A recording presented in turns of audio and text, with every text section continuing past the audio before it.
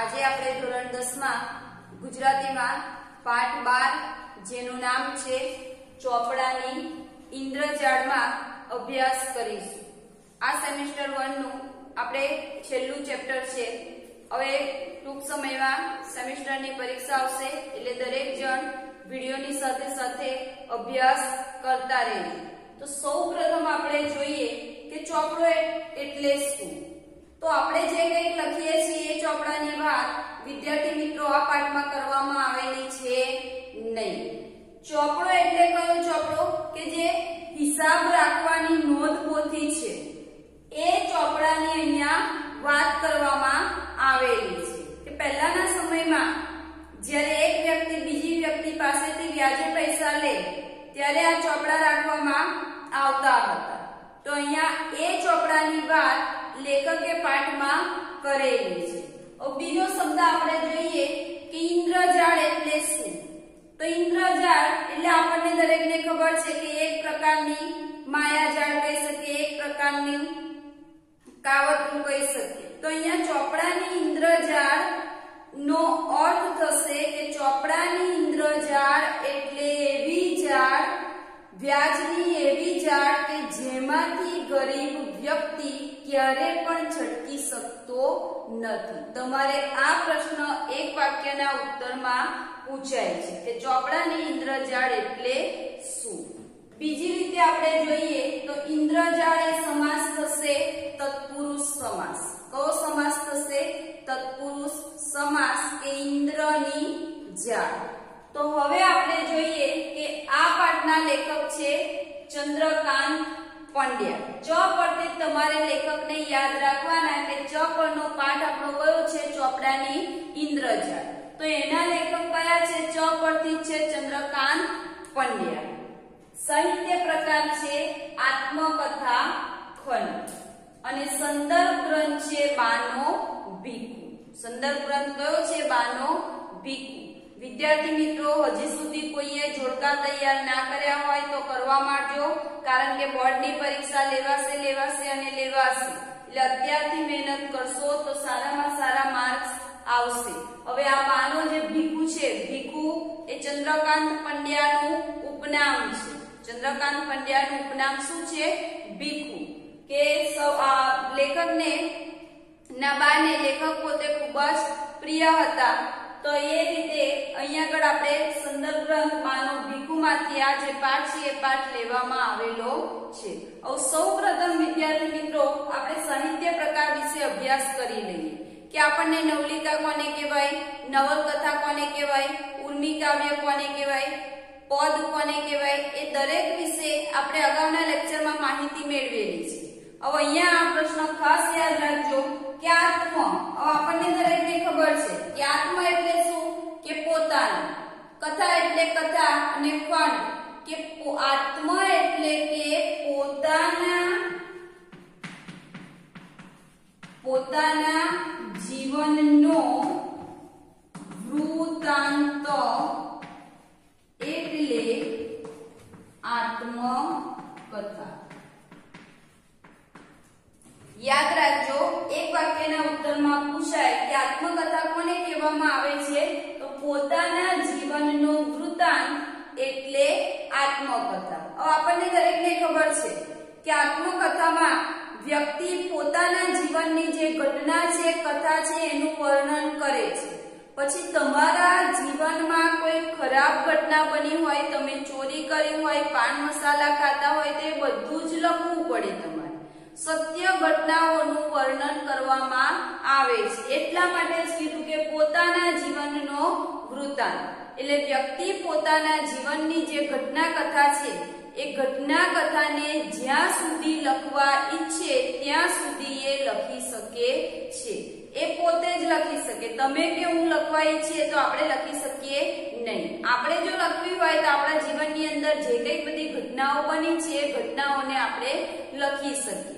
પણ કેવી હોવી જોઈએ? સનાતન સત્ય। કેવી હોવી જોઈએ? સનાતન સત્ય। તો કોઈ પણ વ્યક્તિ પૂછે કે આત્મકથા એટલે શું, તો તમારે કહેવાનું કે પોતાના જીવનનો વૃત્તાંત, એને શું કહેવામાં આવે છે? આત્મકથા। બીજો પ્રશ્ન મોસ્ટ આઈએમપી છે વિદ્યાર્થી મિત્રો, ખાસ યાદ રાખજો કે ગુજરાતી ગુજરાતી સાહિત્યની પ્રથમ આત્મકથા કોને આપી હતી? કોઈને ખબર હોય તો નર્મદે. કોને આપી હતી? નર્મદે. કે ગુજરાતી સાહિત્યમાં સૌપ્રથમ આત્મકથા નર્મદે આપી હતી, જેનું નામ છે મારી હકીકત. શું નામ છે? મારી હકીકત. આ સૌપ્રથમ આત્મકથા ગુજરાતી સાહિત્યની હતી. એટલે વિદ્યાર્થી મિત્રો, ખાસ તમે આ પ્રશ્ન યાદ રાખજો. નવલિકા કઈ, નવલકથા કઈ, આત્મકથા કઈ. અને ત્યારબાદ આપણને દરેકને ખબર છે કે બીજા નંબરે કોણ આવશે? ગાંધીજીની. તમને દરેકને ખબર છે કે એમની આત્મકથા કઈ હતી? સત્યના પ્રયોગો.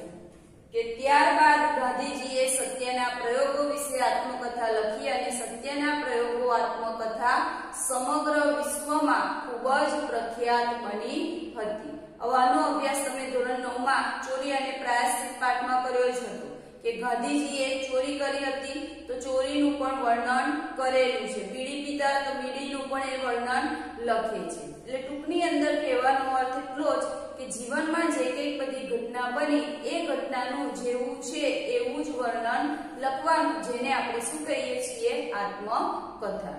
તો હવે આપણે જોઈશું લેખક પરિચય. જો લેખક પરિચયમાં સૌપ્રથમ જોઈએ જન્મ. તો જન્મ ક્યારે થયેલો છે? 31/8/1920 માં અને અવસાન 13/10/2011 માં. હવે આપણે જોઈએ એમનું પૂરું નામ. તો એમનું પૂરું નામ છે ચંદ્રકાંત જેઠાલાલ પંડ્યા. પૂરું નામ શું છે એમનું?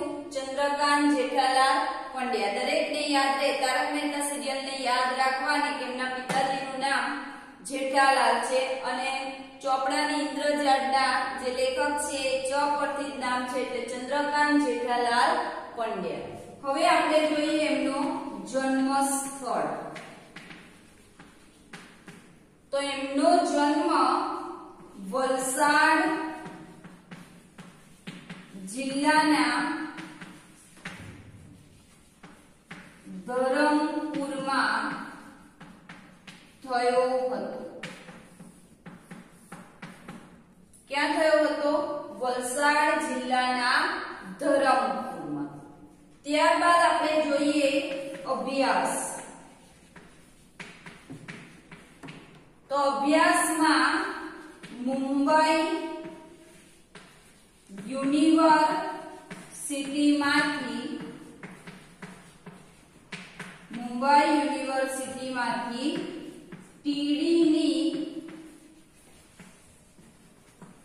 પદવી પ્રાપ્ત કરી હતી. શાની પદવી પ્રાપ્ત કરી એમને? ટીડી. ત્યારબાદ આપણે જોઈએ તો કે સંગીતમાં પણ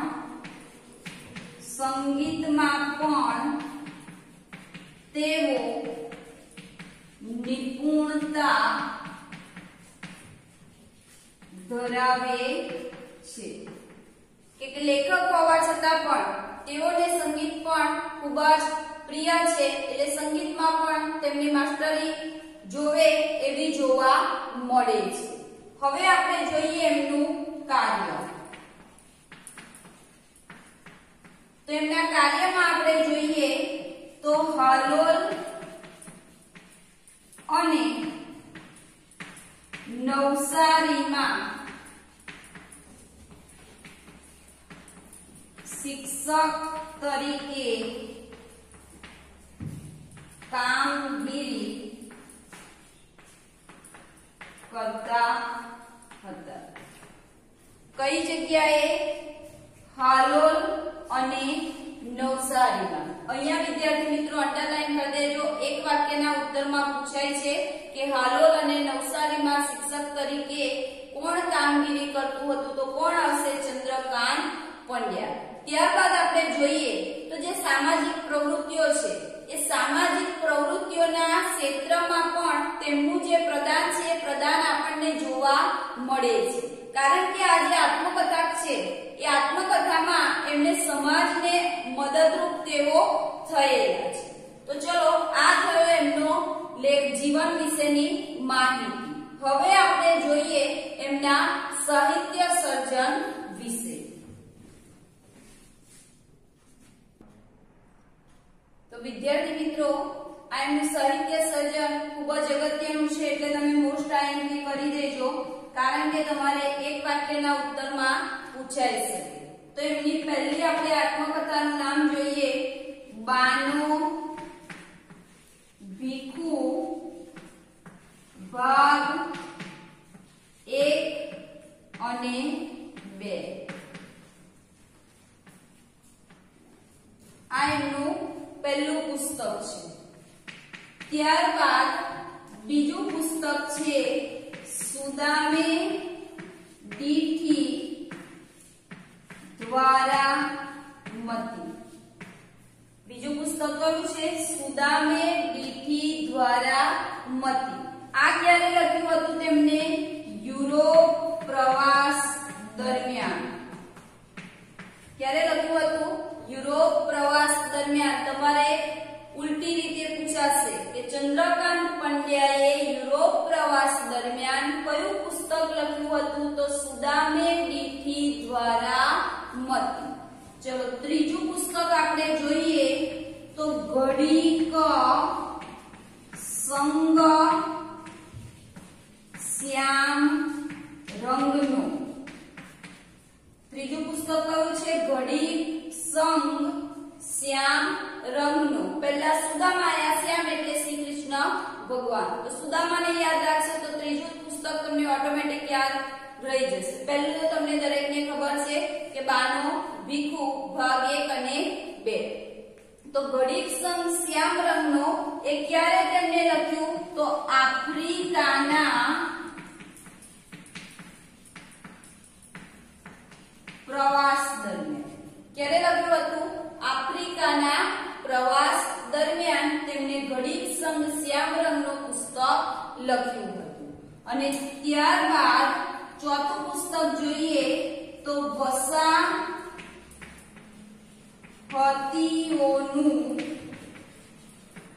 વતન. એ એમનું ચોથું પુસ્તક છે અને આ પુસ્તક તેમને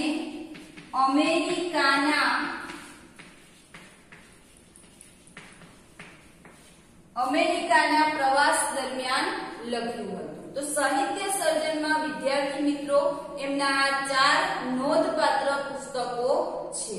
ત્યારબાદ આપણે જોઈએ તો સાહિત્યિક પત્રકારત્વ ક્ષેત્રે પણ તેમનું નોંધપાત્ર પ્રદાન આપણને જોવા મળે છે. તો આ લેખક પરિચય અને એમના સાહિત્ય સર્જન વિશે આપણે માહિતી મેળવી. હવે આપણે જોઈએ પાઠનો જે સારાંશ છે, પાઠના સારાંશ વિશે માહિતી મેળવી લઈએ.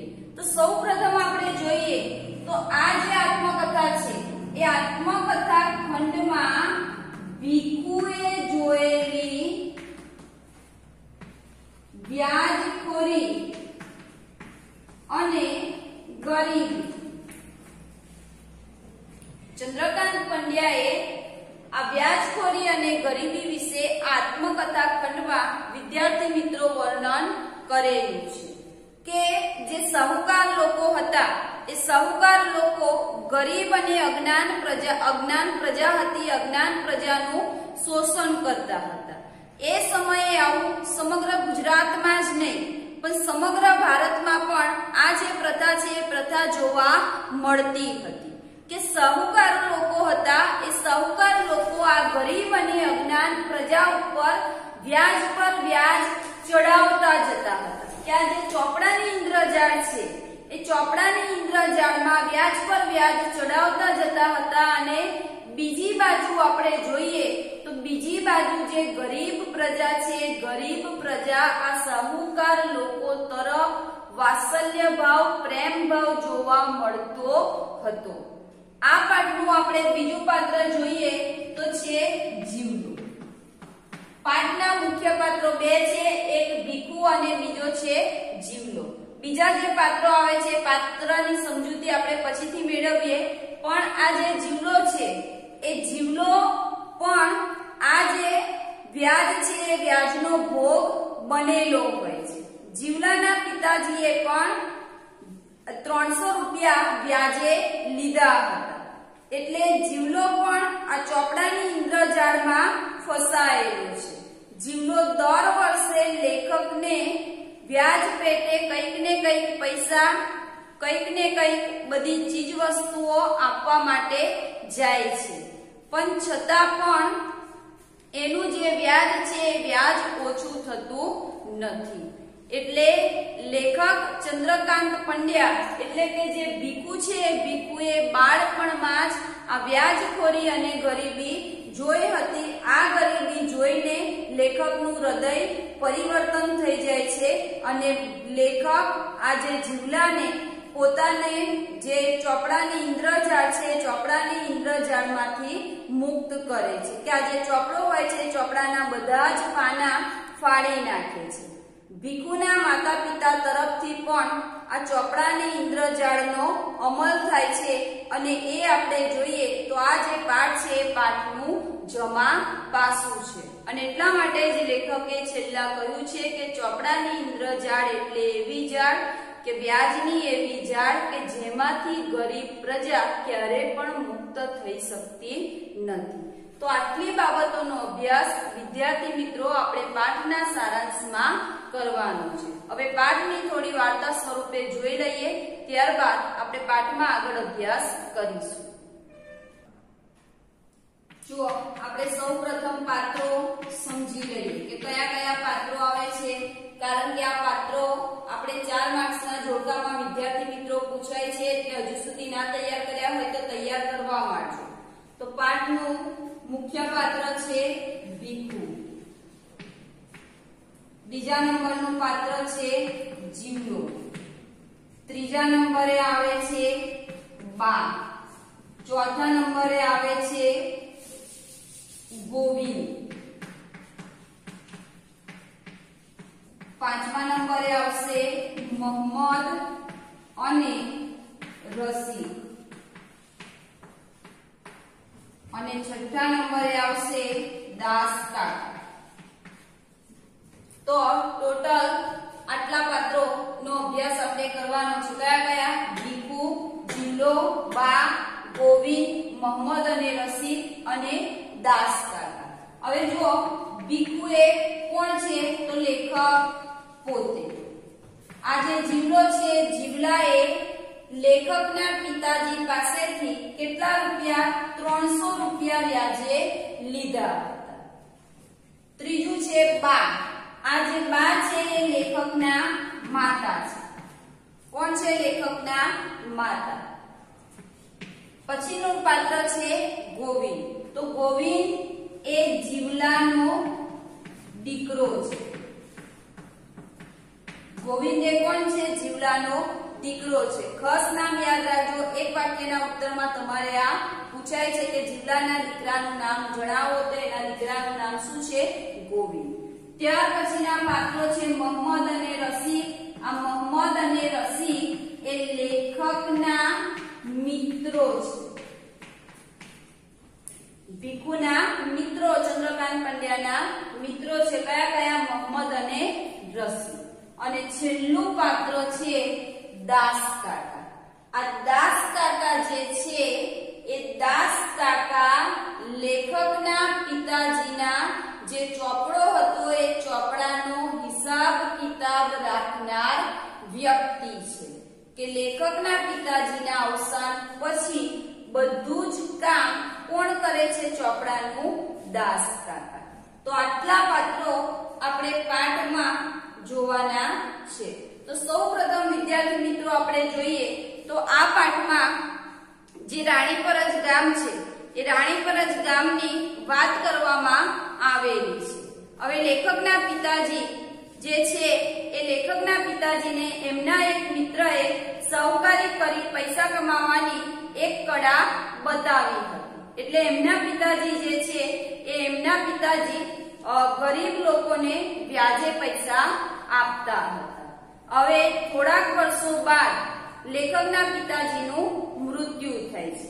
એટલે લેખકના પિતાજીના અવસાન પછી ઘરની બધી જ જવાબદારી કોને સંભાળી લીધી હતી? એમના બાએ. કોને સંભાળી લીધી હતી? એમના બાએ. હવે એક વ્યક્તિ પાસેથી એમને જે ખેતર લીધું હતું એ ખેતર પણ એમના પિતાજીના અવસાન પછીથી જે વ્યક્તિ પાસેથી લીધું હતું એ વ્યક્તિને પાછું આપી દે છે. ત્યારબાદ લેખકના જે બા છે, લેખકના બા ને 4 સંતાનો હતા. એ 4 સંતાનોમાં સૌથી મોટા કોણ છે? ચંદ્રકાંત પંડ્યા એટલે કે ભીખુ. હવે એમાં જે લેખક છે એ લેખકના બાને ઘર ચલાવવા માટેના બે જ સાધન હતા. એક દુજાણું અને બીજું ઉઘરાણું. કે આ બેમાંથી લેખકના જે બા છે એ ઘર ચલાવતા હતા. ત્યારબાદ એમની જે નાની બેન છે, નાની બેનના લગ્ન સમયે જે કંઈક નાનું ખેતર હતું એ ખેતર એમને વેચી દેવું પડ્યું હતું, કારણ કે આર્થિક સંકળામણ એટલી બધી વધી ગઈ હતી. હવે લેખક જ્યારે 14 વર્ષના થાય છે, કેટલા વર્ષના થાય છે?